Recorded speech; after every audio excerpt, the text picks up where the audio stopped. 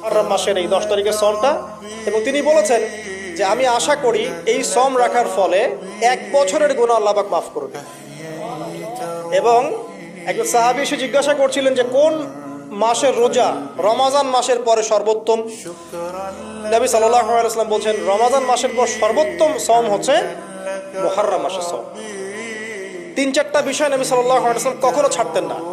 ফজরের আগে 2 রাকাত সুন্নাত, মাসের 3 দিন রোজা রাখা আইয়ামে বীজের, তারপরে আপনার আরাফার সওম, এবং এই যে মুহররম মাসের সওম। এই সওমগুলো নবী সাল্লাল্লাহু আলাইহি ওয়াসাল্লাম কখনো ছাড়তেন না।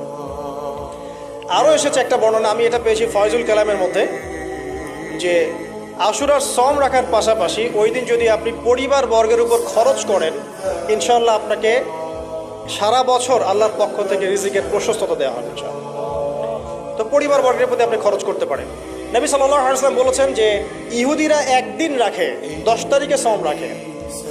আমি যদি বেঁচে থাকি ইনশাআল্লাহ আগামী বছর 9 তারিখ বা তার পরে, একদিন আগে বা একদিন পরে আমি সওম রাখবো। কোনো বর্ণনা এসেছে একদিন আগে 9 তারিখে সওম রাখবো। তো আমরা দুটো রাখার চেষ্টা করবো। কয়টা?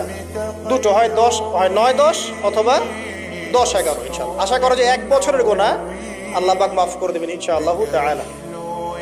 আর বেশি বেশি মুহররম মাসে সওম রাখতে পারেন, ইস্তেগফার করতে পারেন, তাসবিহ তাহলিল করতে পারেন, এবং এই মাসে যে ঘটনাটা ঘটেছে আপনার মুসা আলাইহিস সালাম এবং ফিরআউনের, এই ঘটনাটাকে চর্চা করবেন, এটাকে প্রসার করবেন, এর মধ্যে থেকে শিক্ষাগুলোকে নিজের জীবনে বাস্তবায়ন করার চেষ্টা করবেন ইনশাআল্লাহ তাআলা। আল্লাহ পাক সবাইকে তৌফিক দান করুন।